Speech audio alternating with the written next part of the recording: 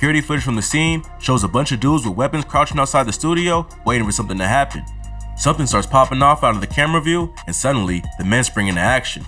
It's hard to tell from the footage exactly what went down, but a few months after the shooting, he says that when he came back to grab him, Bankroll and his crew were armed and ready to fight. Bankroll even had a stick, a street term in the South for a gun. He says that he was kind of annoyed because he didn't feel like the situation was so serious that it would warrant that many weapons. Suddenly, Bankroll fired off a shot, and No Plug's crew started firing back. It turned into a crazy shootout with both sides letting off a shower of bullets, and during the mayhem, Bankroll was shot and killed. Yeah, whoa.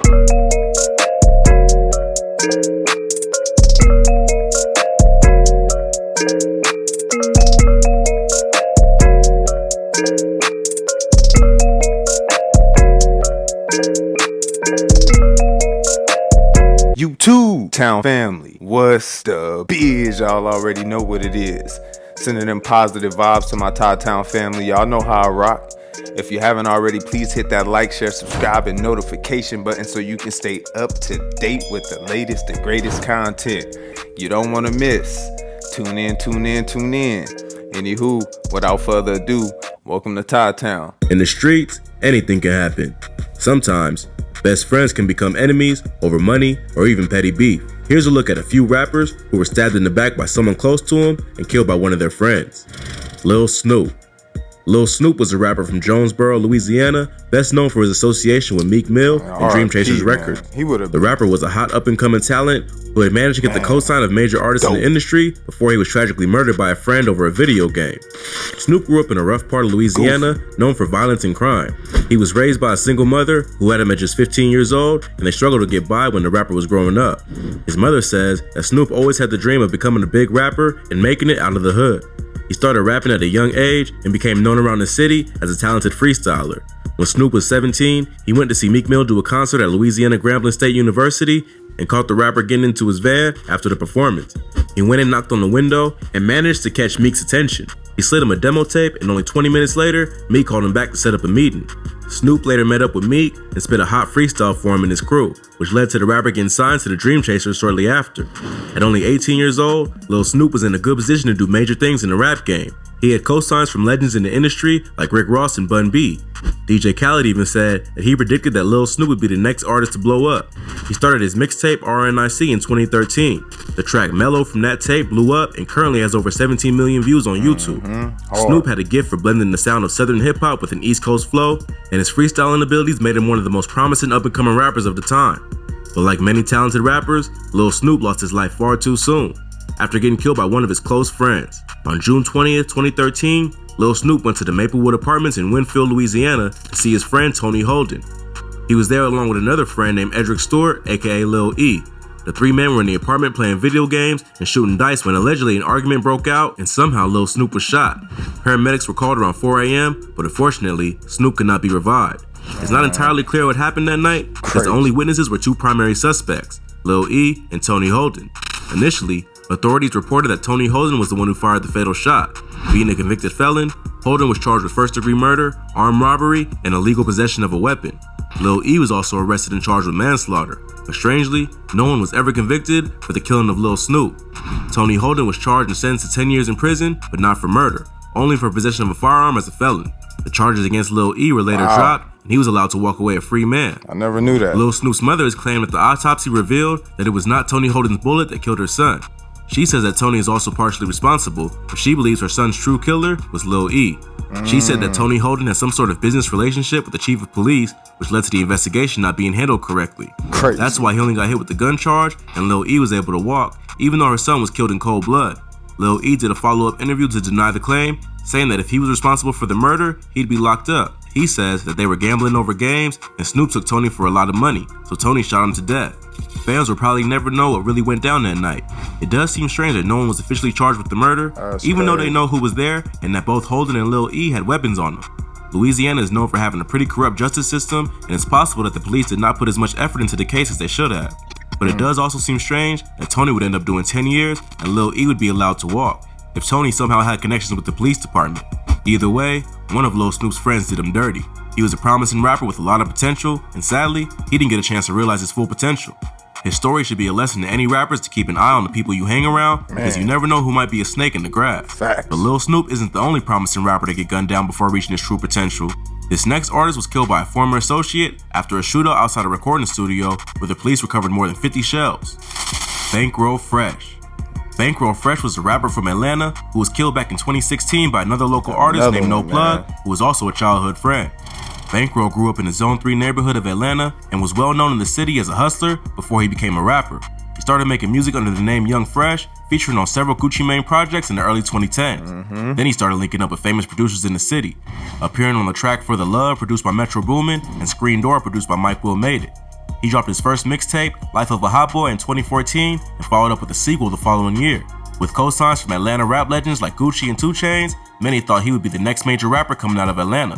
But just as Bankroll Fresh was blowing up, he was shot and killed after an altercation with No Plug. The shooting happened on March 4th, 2016, outside Street Exec Studios in Atlanta. Bankroll was brought to Hughes Spalding Hospital in Atlanta, where he was pronounced dead. Police found more than 50 shell casings at the scene because both rappers had an entourage with them that were also letting off shots. No Plug turned himself into police, but was acquitted for self-defense after it was established that Bankroll started the fight. Security footage from the scene shows a bunch of dudes with weapons crouching outside the studio, waiting for something to happen. Something starts popping off out of the camera view, and suddenly, the men spring into action. It's hard to tell from the footage exactly what went down, but a few months after the shooting, No Plug did an interview with DJ Vlad where he broke down the whole beef and gave his side of the story. He says that he and Bankroll were good friends growing up and had known each other since they were 10 or 12 years old. He says that they were always cool with each other and there wasn't any beef until Bankroll started blowing up as a rapper. He doesn't go into specifics, but claims that there was drama over females and other petty disagreements in the streets. He mentions one incident in particular that set off the whole beef. Apparently, around Thanksgiving 2015, both Bankroll Fresh and No Plug's cousin were doing a turkey drive in different neighborhoods. After Bankroll passed out all the toys he had, he decided to drop the turkey drive in No Plug's hood. No Plug and his boys weren't happy about Bankroll just dropping by unannounced because there was already some drama and they asked him to leave. No Plug claims that they weren't trying to disrespect him and the rapper wasn't robbed or attacked. They just weren't cool with him pulling up without checking in with someone. After that, No Plug didn't see Bankroll till the day of the shooting. He says that he was at the studio to meet up with a business partner when he ran into the rapper. Bankroll was clearly upset about the turkey drive incident and confronted No Plug about why he let his boys kick him out of their hood. No Plug even claims that he was spotted by a girl who was cool with Bankroll and the rapper pulled up strictly to confront him. He said that when he went to leave, Bankroll tried to mess with him and the two ended up grabbing at each other and falling down the steps. A mutual acquaintance ended up separating them. He tried to leave after the scuffle, but realized that he had dropped his 2 cell phones in the studio. He says that when he came back to grab them, Bankroll and his crew were armed and ready to fight. Bankroll even had a stick, a street term in the South for a gun. He says that he was kind of annoyed because he didn't feel like the situation was so serious that it would warrant that many weapons.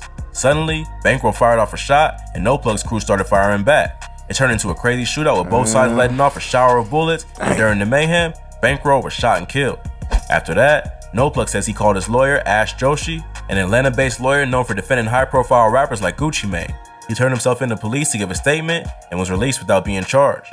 The surveillance footage does seem to back up No Plug's side of the story because Bankroll and his crew were clearly looking for drama.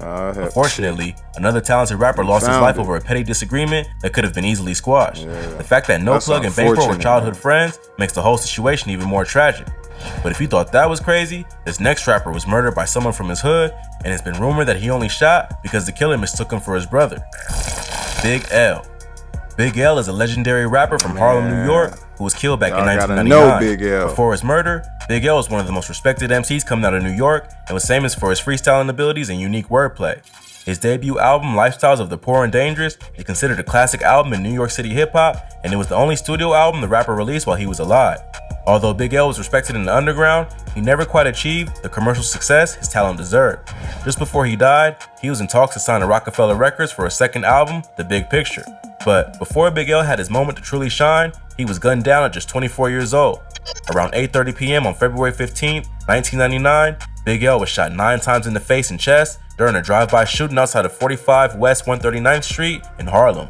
Police later arrested a man named Gerard Woodley, who happened to be one of Big L's childhood friends that he grew up with in Harlem.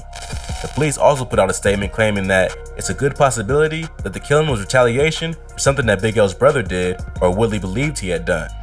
But the world will never truly know what happened because Woodley was later released due to lack of evidence, and to this day, the case remains unsolved.